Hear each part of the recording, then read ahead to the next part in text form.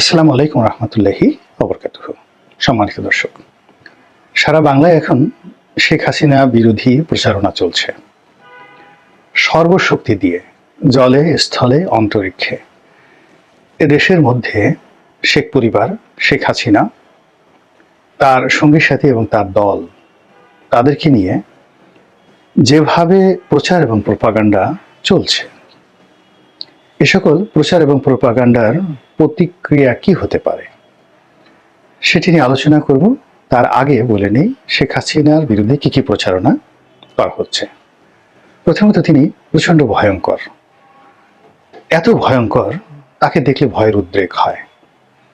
তার ক্যাশ চাই, বিড়াল চোখের তিনি রমণী। এই চোখের যারা নারী হন, তারা খুন খারাপি থেকে শুরু করে এমন কাজ করতে পারেন, এবং এই খুন খারাপি করার নমুনা হিসেবে তাদের চোখের দিকে তাকালেই মানুষের অন্তরাত্মা কেঁপে যায়। তো এই যে তাকে একজন ভয়ঙ্কর মহিলা, মানে তাকে দেখলেই মানুষের ভয় করা উচিত, ভয় পাওয়া উচিত, এবং তিনি আসলেই একজন ভয়ঙ্কর, এরকম প্রচার চলছে। দ্বিতীয় যে প্রচারটা করা হচ্ছে সেটি হলো তিনি খুবই হিংসুটে, অন্যের ভালো তিনি দেখতে পারেন না। তারপর প্রতিদ্বন্দ্বিতা একদম সহ্য করতে পারেন না। যে কোনো মানুষ, সে জ্ঞানী হোক, তার চেয়ে যদি তার মনে হয় সে জ্ঞানী, তার চেয়ে সম্মানী, তার চেয়ে মর্যাদাবান, তার চেয়ে সুন্দরী, তাহলে তার খুব হিংসা হয়। এবং তার সেই হিংসাটা যেনতে হিংসা নয়, গরিব মানুষের হিংসা একা একা হিংসা করে, মুখ বাঁকা করে, ওরকম নয়। তিনি এমন হিংসুটে, তিনি যাকে হিংসা করেন তার অঙ্গহানি করে দেন। যেমন দেখা গেল যে তার মনে হলো যে ওই রমণীটি শেখ হাসিনার চেয়ে সুন্দরী, অতএব তার হাত কেটে দাও, তার কান কেটে দাও, তার নাক কেটে দাও, যেন তিনি আর কখনো নিজেকে সুন্দরী বলে দাবি করতে না পারেন। কেউ যদি মেধাবী হন তাহলে তার মেধাটাকে নষ্ট করে দাও। কেউ যদি চরিত্রবান হন, সৎ হন, তার নিজে সৎ নন এটা প্রমাণ করে দাও। তারপরে তাকে অপদস্থ করো, লাঞ্ছিত করো, ক্যারেক্টার অ্যাসাসিনেশন করো। এটা হলো তার হিংসের যে চরিত্র। এরপরে তিনি নিষ্ঠুর, প্রতিশোধ পরায়ণা, অর্থাৎ তার বাবার, তার বংশের, তার 14 গোষ্ঠীর, তার দলের, এমনকি যদি কেউ তার ছায়ার সঙ্গে একটু বেয়াদবি করে থাকে তার দৃষ্টিতে, তাহলে তিনি সেটি ভয়ঙ্করভাবে সেটার প্রতিশোধ নেন। এবং সে প্রতিশোধ কতটা ভয়ঙ্কর জানি, যেটা প্রচার হচ্ছে যে তার পিতার হত্যাকারী মেজর বজলুল হুদা নামক একজন লোক, তো প্রচার হচ্ছে যে তিনি নিজের হাতে সেই লোকটিকে জবাই করেছেন। আবার বলছি, তিনি তার ফাঁসির ছিল বা অন্য যে মৃত্যুদণ্ডের আদেশ ছিল ওটা অ্যাভয়েড করে তিনি নিজের হাতে জবাই করেছেন, অর্থাৎ তিনি এতটা ভয়ঙ্কর। তো এই জিনিসগুলো যখন প্রচার হচ্ছে, সেক্ষেত্রে আওয়ামী লীগের জন্য কতটা লাভ হবে, কতটা ক্ষতি হবে, দেশের জন্য কতটা লাভ হবে, ক্ষতি হবে, এবং শেখ হাসিনার যারা প্রতিপক্ষ তাদের কি হবে, এবং আগামীতে যারা রাজনীতি করতে আসবেন তাদের কি হবে, এই বিষয়গুলো নিয়ে খুব সংক্ষেপে আলোচনা করার চেষ্টা করব। প্রথমত হলো যে এই ধরনের প্রচার এবং প্রোপাগান্ডার ফলে, যেহেতু শেখ হাসিনা জীবিত আছেন, প্রোপাগান্ডার ফলে শেখ হাসিনা সম্পর্কে তার প্রতিপক্ষের মনে একটা ভয় তৈরি হবে, একটা আতঙ্ক তৈরি হবে, ভীষণ রকম আতঙ্ক তৈরি হবে। এতে করে প্রকৃতপক্ষে আওয়ামী লীগ এবং শেখ হাসিনার লাভ হবে। দুটো উদাহরণ দিই। একটা সময় চেঙ্গিস খানের খুব এরকম বদনাম ছড়িয়ে পড়লো যে তিনি যে শহরে যান, সে শহরে তিনি মানুষের মাথা দিয়ে বা মানুষের খুলি দিয়ে পিরামিড তৈরি করেন। তিনি যে জনপদে যান সব নারীকে ধর্ষণ করেন, সব পুরুষকে মেরে ফেলেন, এবং সব শিশুদেরকে আর নারীদেরকে দাস হিসেবে বন্দী করে নিয়ে যান। তো তার প্রতিপক্ষ বা তার নিজের যারা লোকজন রয়েছে, এটা খুব সুকৌশলে এই ভীতিটা ছড়িয়ে দেওয়া হলো। এর ফলে কি হতো যে তিনি যে শহরে যেতেন বা যে এলাকাতে যেতেন যুদ্ধ করার জন্য, প্রায় বেশিরভাগ ক্ষেত্রেই কোনো রকম যুদ্ধ ছাড়াই কেবল ভয় দেখিয়ে তিনি জয়লাভ করতেন। এবং যারা খুব ইরিয়েশন প্রকৃতির, খুব কল্পনাপ্রবণ, মুসলমানদের মধ্যে এই জিনিসটা খুব বেশি, হিন্দুদের মধ্যে যারা পরকালে বিশ্বাস করে এবং বিভিন্ন পীর ফকিরের দরবারে ঘুরে বেড়ায়, এদের বিশ্বাসটা খুব নড়বড়ে থাকে, ভীষণ রকম বিশ্বাস নড়বড়ে থাকে। অলৌকিক কোনো কিছু দেখলে, যেমন ইমাম মাহাদি আসবেন, দাজ্জাল আসবেন, দাজ্জালের কপালের উপর একটা চোখ থাকবে, তো এরকম সে মানে কারো দিকে তাকানোর সঙ্গে সঙ্গেই সেও দাজ্জাল হয়ে যাবে, এই কথাগুলো যারা মনে প্রাণে বিশ্বাস করেন, তো বিশ্বাস করার ফলে কি হচ্ছে, গভীর রাত্রে কেউ যদি নকল দাজ্জাল সেজে তার সামনে এসে দাঁড়ায়, মুহূর্তের মধ্যে দেখবেন সে জ্ঞান হারিয়ে ফেলেছে। এরপর যখন আপনি তাকে জ্ঞান ফিরবে, কাপড় চোপড় দেখবেন সে পুরোটা নষ্ট করে ফেলেছে। এটা হলো অতিরিক্ত কল্পনাপ্রবণ থাকার যে বাস্তব ভয়ঙ্কর দিক সেটি। এবং ইতিহাসে এরকম এক ঘটনা ঘটেছে। দেখা গেল যে চেঙ্গিস খান আক্রমণ করেছে খাওয়ারজম ডাইনেস্টি। খাওয়ারজমের রাজধানী তখন গুরগাঁও, এখনকার মধ্য এশিয়ার একটা অঞ্চল। এবং গুরগাঁও ছিল এখনকার ওয়াশিংটন ডিসি, সাংহাই বা টোকিওর মতো যে মেগা সিটি, তাদের চেয়েও ওয়েল প্রোটেক্টেড সব দিক থেকে। ওই জমানাতে 3 স্তরের যাকে বলা হয় ওয়াল দিয়ে মানে পৃথিবীর সবচেয়ে সুরক্ষিত যে শহর সেটা হলো কনস্ট্যান্টিনোপল ছিল মধ্যযুগ পর্যন্ত, যেটা মুসলমানরা দখল করলো। তো সেখানে 3 স্তরের ওয়াল ছিল। তো ওই রকম কনস্ট্যান্টিনোপলের আদলে বা তার চেয়েও শক্তিশালী করে মুসলমানরা একটি শহর তারা তৈরি করেছিল, গুরগাঁও। এবং এই খাওয়ারিজম ডাইনেস্টিটা তৎকালীন দুনিয়াতে সবচেয়ে বড় ডাইনেস্টি ছিল, অর্থাৎ অলমোস্ট প্রায় 50 থেকে 60 লাখ বর্গ মাইল এলাকা, তারও বেশি। মধ্য এশিয়া, চীনের বিরাট অংশ, তারপরে মধ্যপ্রাচ্য, ইরান, তাতে কত 1.5 লাখের মতো বা 2 লাখের মতো হবে বর্গমাইল। তো এই এলাকার শাসন যিনি চালাতেন তার রাজধানী।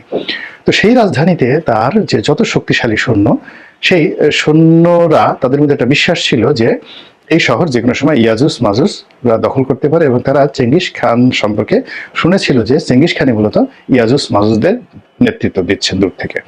তো সেই চেঙ্গিস খান যখন তাদের সেই দরবারে মানে তাদের শহরের উপকণ্ঠে এলো যুদ্ধ করার জন্য, সৈন্যরা অত কিছু চিন্তা ভাবনা না করে তাদের অস্ত্র ত্যাগ করে পালিয়ে গেল, সব পালিয়ে গেল।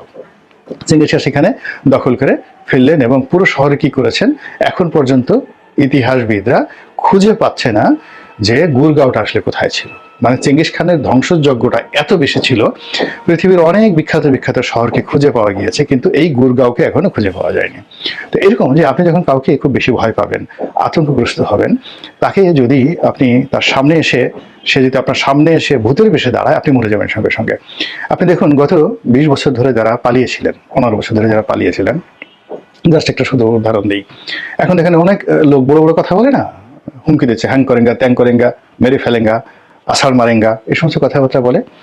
ওইরকম যারা লোকজন দাঁড়িয়ে থাকে, বড় বড় নেতা, আপনি তাদের পিছনে অচমকা গিয়ে খালি 2-3 জন লোক নিয়ে পুলিশের যে বাঁশি সেরকম একটা বাঁশিতে ফু দেন, তারপর শেষে পিছনে বলেন জয় বাংলা আর বলেন ধর। বিশ্বাস করে সে পিছনের দিকে তাকাবে না। সামনে ওয়াল থাকুক, নদী থাকুক, সমুদ্র থাকুক, সে প্রথমে একটা লাফ দেবে। লাফ দিয়ে সে বহুদূর যাওয়ার পরে, ঘন্টাখানেক যাওয়ার পর যখন ক্লান্ত হয়ে পড়বে, তখন সে পিছনের দিকে তাকিয়ে বলে দৌড়াইলাম কেন।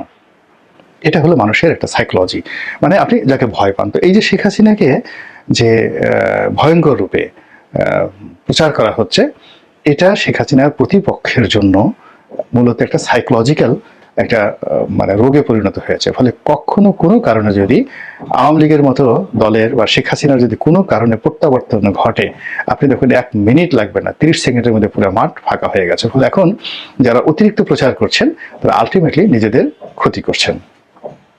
2 নম্বর হলো যে এই মন্দ কাজগুলো, মনোবিজ্ঞানের ভাষায় হলো আপনি আজে বাজে জিনিসের নাম উচ্চারণ করবেন না। এমন অনেকে যেমন বলে যে পর্ণ ছবি দেখবেন না, পর্ণ মানে কোনো যে ইসলামে কোনো ছবি দেখাই নিষেধ। এর কারণ হলো এই বিষয়গুলো আপনার মন মননে একটা বিকৃত রুচি তৈরি করে। আপনি সুন্দরী একটা রোম্যান্টিক ছবি দেখলেন, একটা উলঙ্গ ছবি দেখলেন, একটা পারভার্টেড সেক্সুয়াল ভিডিও দেখলেন, এই বিষয়গুলো আপনাকে অসুস্থ বানিয়ে ফেলবে ফিজিক্যালি আর মেন্টালি। তো এই জন্য এই মন্দ দিকগুলো, বিষয়গুলো আলোচনা করতে হয় না, সামনে আনতে হয় না। আপনি অ্যাকশনে যাবেন, শেখ হাসিনার বিরুদ্ধে আপনাকে অ্যাকশনে যাবেন। আপনাকে মানে এখানে প্রচার করতে হবে না, বাজে কথা বলতে হবে না, আপনাকে অ্যাকশন যেতে হবে। আপনি গুপ্ত হত্যায় যেতে পারেন, গুমে যেতে পারেন, আপনি বিচার করতে যেতে পারেন, আপনি ট্রায়ালে যেতে পারেন, whatever may you can do. এখানে এই সমস্ত মন্দ জিনিস না বলে আপনি আপনার কর্তব্যের যে কাজটি, এটি নীরবে করতে পারাটাই হলো আপনার জন্য নিরাপদ। কিন্তু এই কথাগুলো যত বেশি বলবেন, ততই এটা সমাজে খুব ইজি হয়ে যাবে। আপনি এরশাদ জামানাতে যেমন দেখা গেল যে পরকীয়া, ঘুষ, দুর্নীতি এটি রাষ্ট্রীয়ভাবে যে প্রতিষ্ঠিত হয়ে গেল, যেটা পরবর্তীকালে থামেনি।